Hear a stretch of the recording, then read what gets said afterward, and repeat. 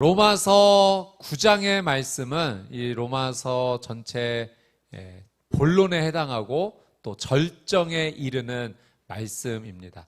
로마서 1장부터 8장까지가 이 로마서의 서론이고요. 로마서 12장부터 16장까지가 결론입니다.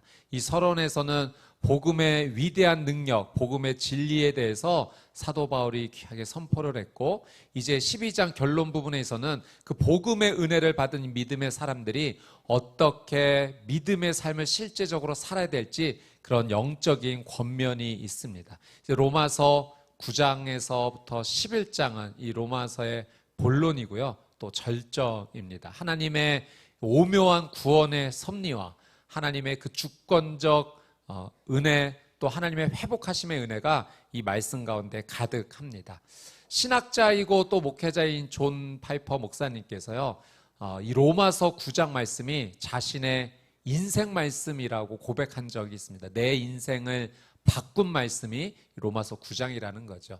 원래 이 존 파이퍼 목사님은 이제 베델 칼리지에서 성경 신학 교수로 이제 재직을 하셨는데, 안식년 동안에 안식하시면서 이 로마서 9장 말씀을 연구하신 겁니다. 근데 이 말씀 앞에 푹 빠져서 하나님의 놀라운 은혜를 받아서 안정적인 이 신학교 교수님의 자리를 내려놓고 목회에 완전히 헌신하기로 하셨죠. 삶의 방향을 바꾼 말씀이 이 말씀이라는 겁니다.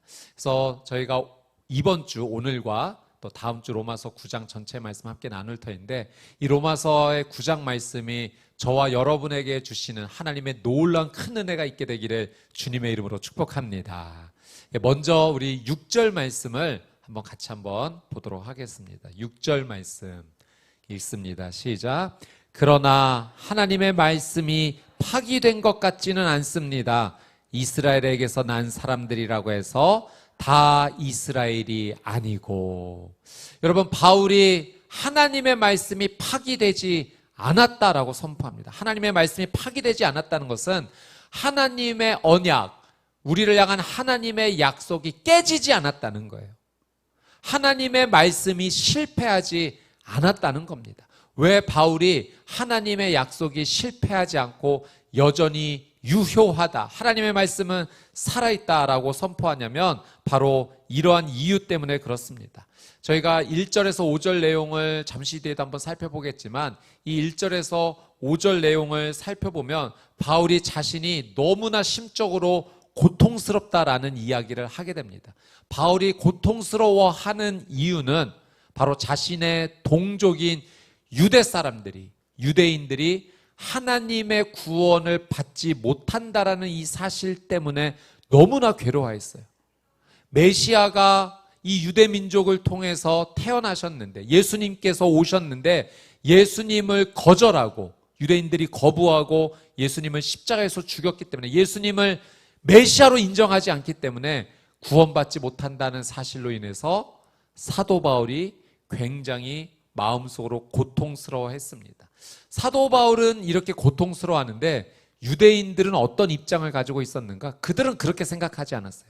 자신들은 100% 무조건 하나님께 구원받는다라고 믿었습니다. 생각했어요. 그 이유는 자신들이 혈통적으로 아브라함의 후손이기 때문에 그렇습니다.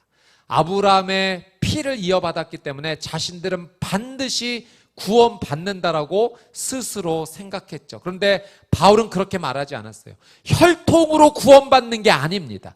아브라함의 자손이라고 무조건 구원받는 것이 아닙니다. 이스라엘이라고 해서 다 똑같은 이스라엘이 아닙니다. 오직 하나님의 약속을 붙잡아야지만 구원받습니다라는 이야기를 한 거죠. 바울의 이 이야기 앞에 유대인들이 반문을 한 겁니다. 아니, 하나님께서 아브라함을 선택하셔서 그 자손들을 구원해 주시겠다고 약속하셨는데, 그러면 하나님의 말씀이 실패한 겁니까? 하나님의 말씀이 파기된 겁니까? 하나님의 언약이 깨진 것입니까? 라는 질문을 한 거예요. 그래서 이 질문 앞에 아니요, 하나님의 약속은 절대 실패하지 않았습니다. 하나님의 말씀은 파기되지 않았습니다 라고 하면서 그 이유를 설명하죠. 자, 7절, 8절 말씀 같이 한번 읽어보겠습니다. 시작. 아브라함의 씨라고 해서 다 그의 자녀가 아니기 때문입니다. 오히려 이삭에게서 난 자라야 내 씨라고 불릴 것이다 라고 하셨습니다. 곧 육신의 자녀가 하나님의 자녀가 아니라 오직 약속의 자녀가 씨로 여김을 받는다는 것입니다. 자, 사도 바울이 무엇이라고 말하냐면 아브라함의 혈통적 자손이라고 다 아브라함의 자녀가 아니라는 거예요. 오히려 이삭에게서 난 자라야 내 씨라 불릴 것이다라는 이 하나님의 말씀을 언급하면서 하나님의 약속을 믿고 붙잡는 자가 아브라함의 후손, 아브라함의 자녀입니다라는 이야기를 해요. 자, 여러분, 유대인들이 하나님께 선택받았습니다. 그래서 하나님의 놀라운 은혜를 정말 많이 받았어요. 오늘 본문의 4절과 5절에 보면 이 유대인들이 하나님께 받은 은혜가 얼마나 많은지 사도 바울이 8가지나 언급을 합니다. 그 받은 은혜들을 다 종합하면 이런 내용이에요. 하나님께서 유대인들에게 말씀, 율법을 맡겨주셨다는 겁니다. 정말 대단한 축복이죠. 여러분, 하나님의 말씀을 맡겨주셨다라고 하는 것은 하나님의 뜻이 무엇인지를 가르쳐 주셨다는 겁니다. 하나님의 뜻이 무엇인지 알고 살아간다는 것은 정말 놀라운 특권이에요. 하나님께서 정말 축복을 쏟아부어 주신 겁니다. 뿐만 아니라 그 하나님의 뜻에 맞춰서 하나님을 예배할 수 있는 그런 특권을 얻었다는 것, 은혜 중에 은혜죠. 더 큰 은혜는 무엇인가? 이 민족에게서 하나님께서 메시아를 보내셨다는 거예요.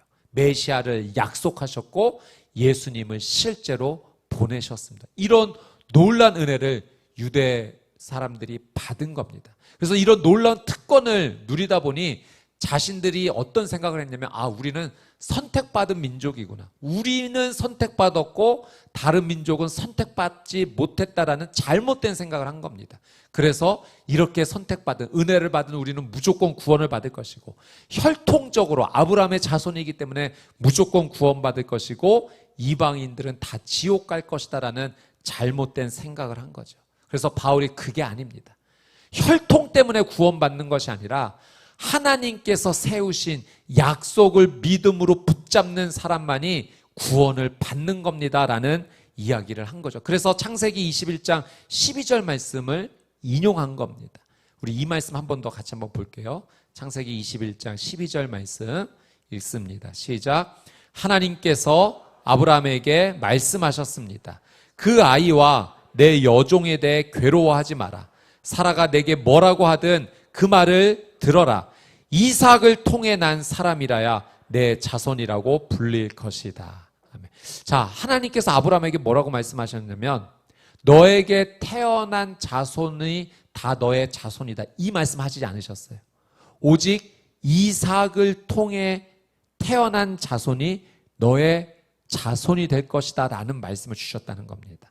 자, 이 말씀을 주신 배경이 있는데, 자, 이 말씀은 지금 아브라함이 이삭이 태어나기 전에 하갈이라는 여종을 통해서 아들 이스마엘을 낳았습니다. 그러니까 하나님의 약속을 기다리지 못하고 이스마엘을 낳은 거예요.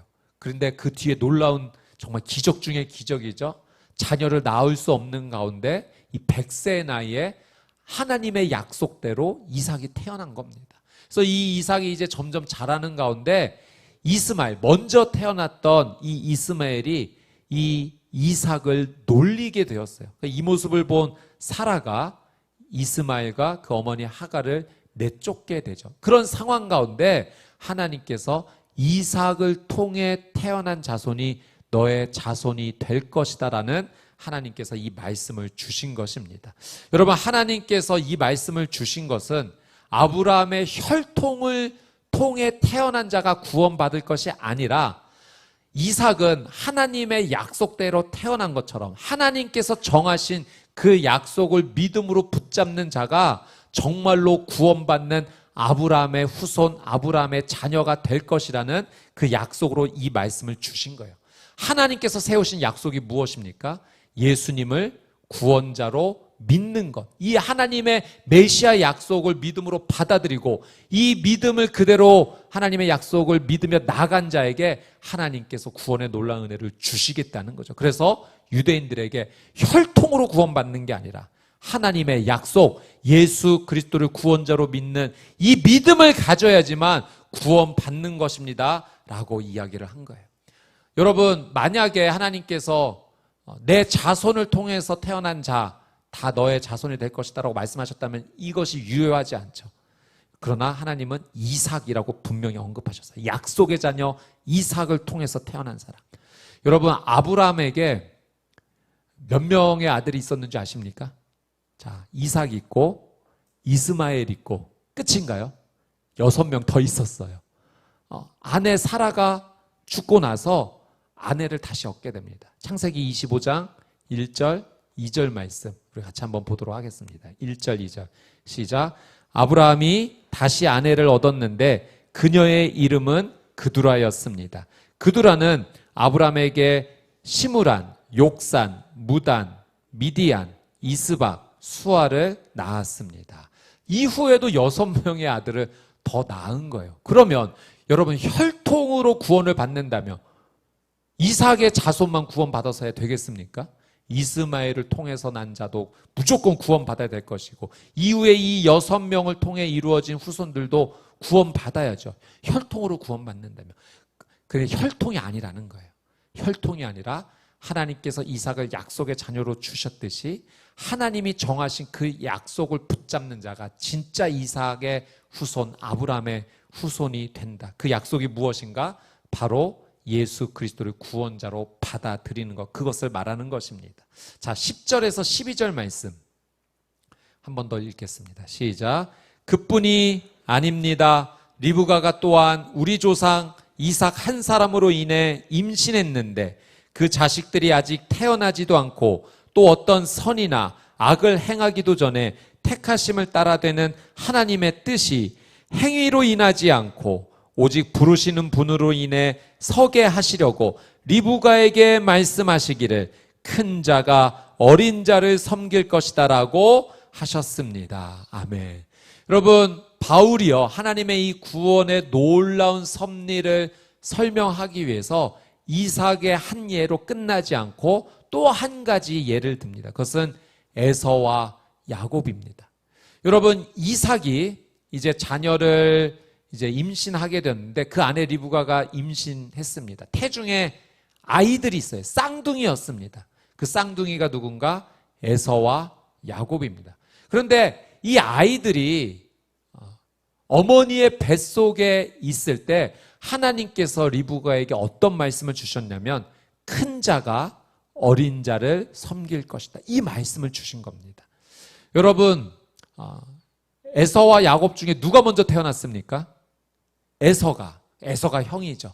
자, 그 뒤에 야곱이 바로 뒤이어 태어났습니다. 야곱은 동생입니다. 큰 자가 어린 자를 섬길 것이다라는 이 하나님의 말씀은 에서와 야곱이 형제로 태어났는데 형이 동생을 평생토록 섬기며 살게 될 것이다. 그 의미로 이 말씀 주신 게 아니에요. 하나님께서 이 말씀을 주신 의미는 이제 에서를 통해서도 후손이 이제 생겨날 것이고 민족을 이루게 될 것이고 야곱을 통해서도 그 후손이 민족을 이루게 될 것인데 형의 민족이 동생의 민족을 섬기게 될 것이다라는 하나님의 예언적 말씀인 겁니다. 여러분, 나중에 에서가 자손을 낳아서 그 민족이 에돔 족속이에요. 그리고 야곱을 통해서는 이스라엘 족속이 이루어진 거죠. 그리고 실제 역사 가운데 에돔 민족이 이스라엘 민족을 섬긴 일이 있습니다. 하나님의 예언의 말씀이 이루어진 것이죠.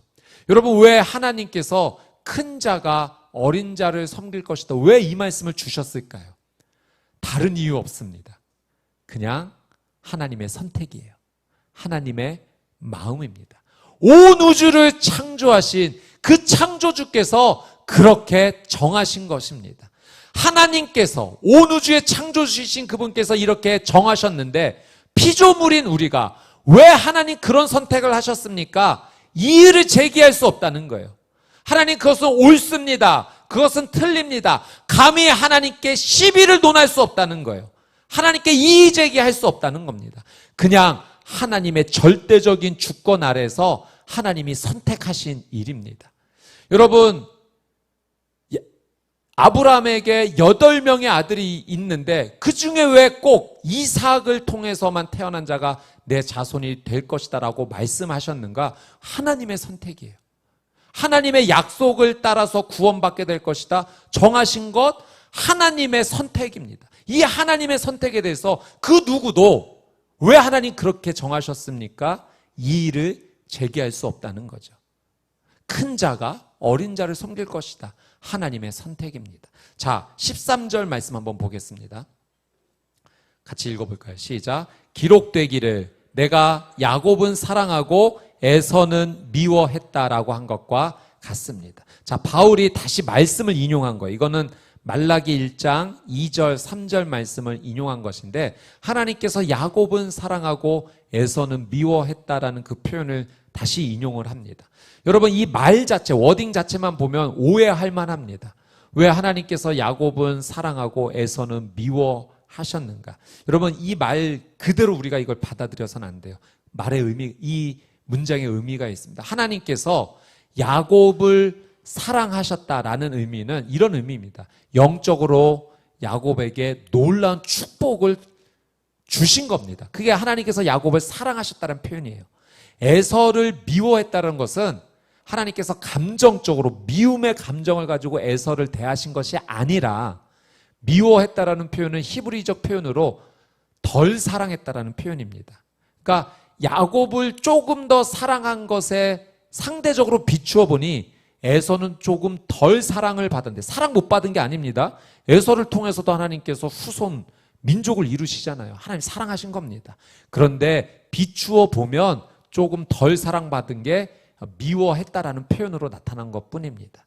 여러분 왜 하나님께서 에서보다 야곱을 조금 더 축복하셨을까요?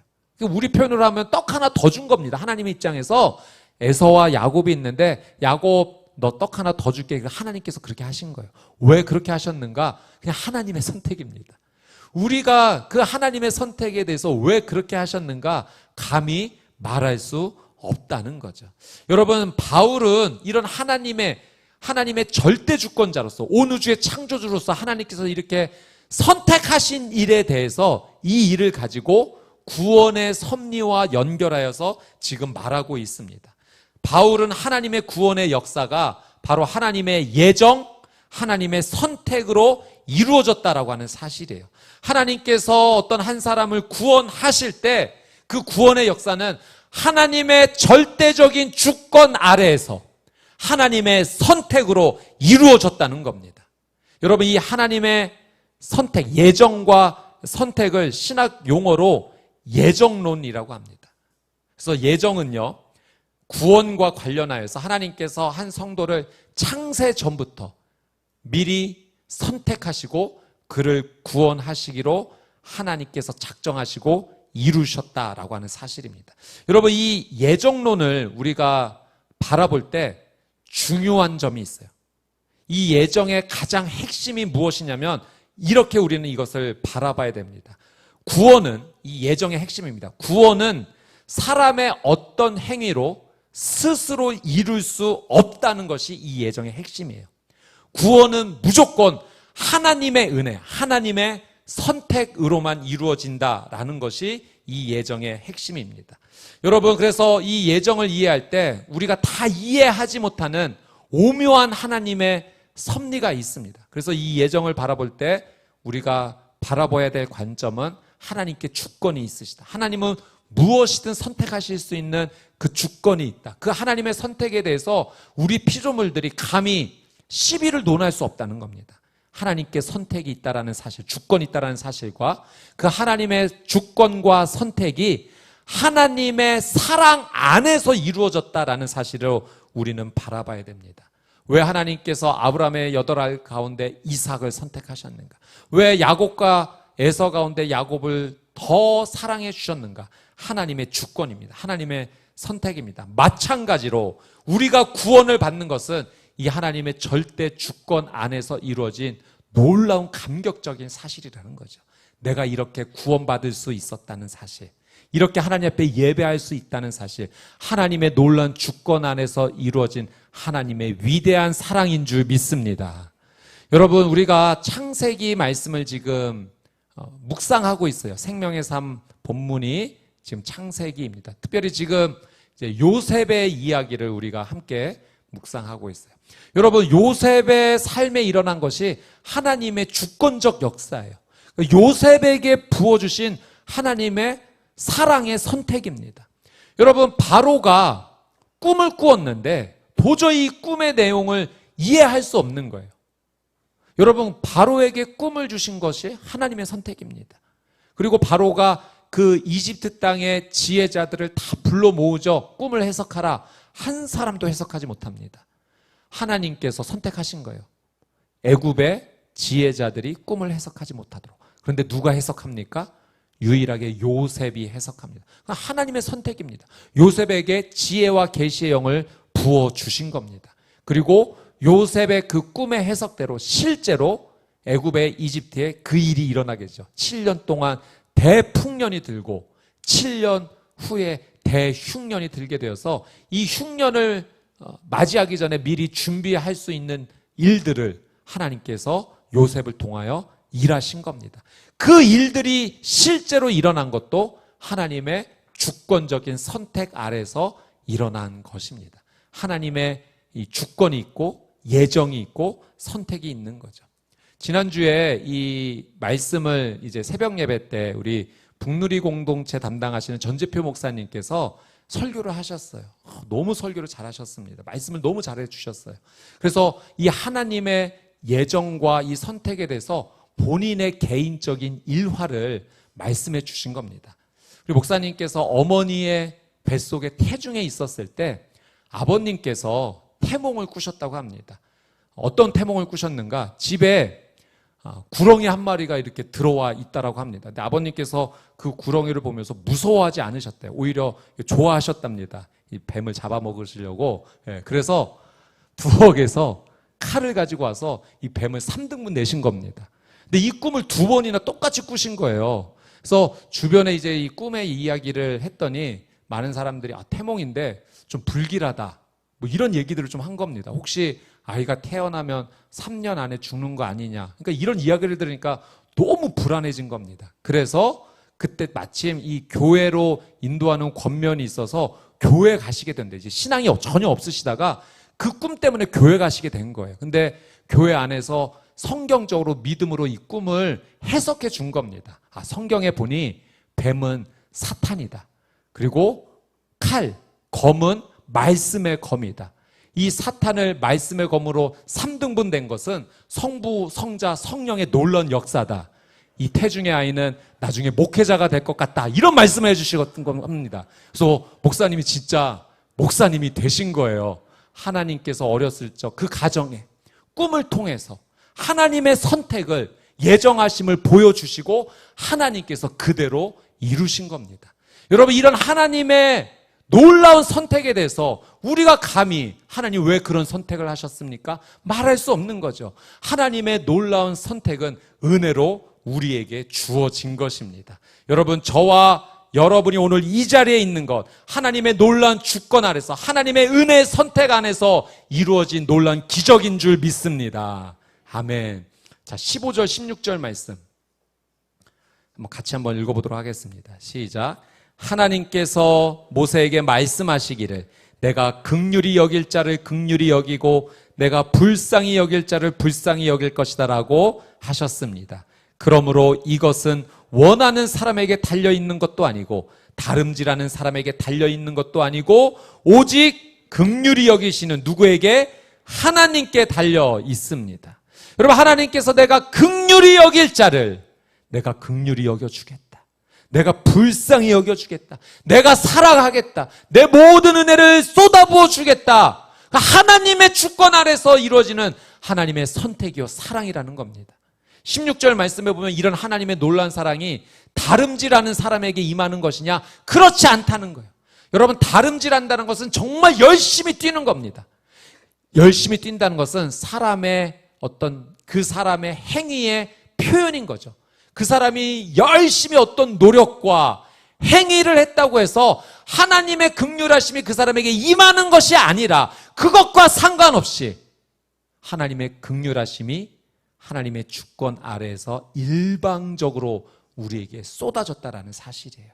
하나님께서 긍휼히 여길 자를 긍휼히 여기신다. 이것은 하나님께서 하시는 일이다라는 사실입니다. 여러분, 구원과 관련하여 우리가 생각해 볼 때, 여러분, 내가 구원받는 것, 내가 예수님을 믿게 된 것, 내가 이렇게 하나님 앞에 마음을 다해 예배할 수 있는 것, 이전에 내 어떤 하나님께 잘 보인 점이 있어서 그렇습니까? 그렇지 않아요. 죄인이었을 때 하나님께서 그 은혜를 쏟아부어 주신 거예요.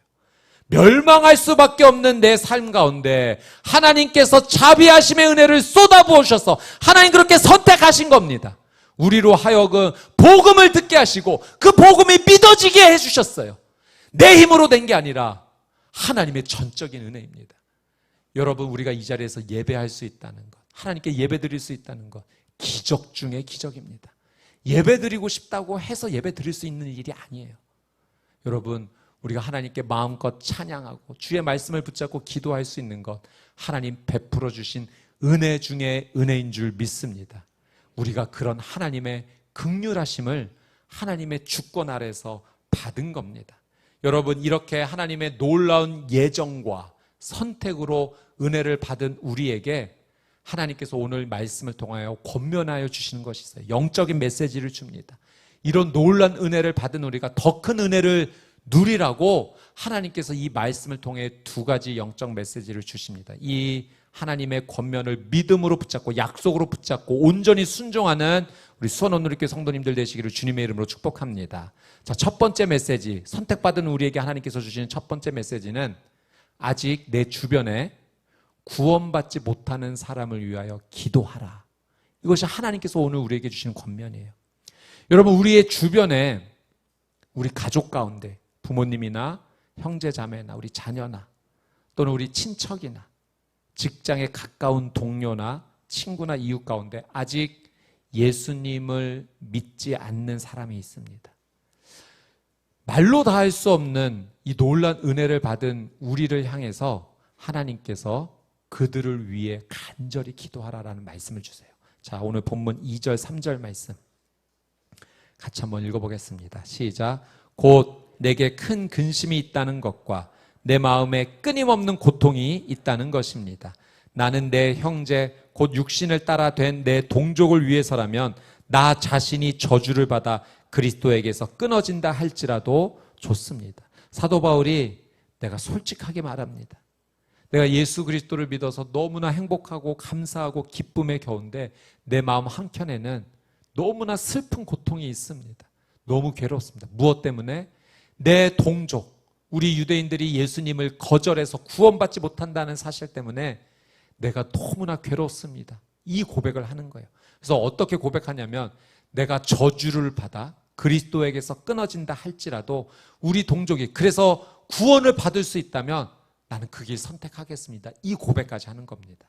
여러분, 저주를 받는다라는 이 표현에는 이런 의미가 담겨져 있어요. 하나님께 그 제물로 바쳐진다라는 의미가 담겨져 있습니다. 여러분, 제물로 바쳐진다라는 의미 안에는요, 산채로 바쳐지는 게 아닙니다. 죽어야 되는 거예요.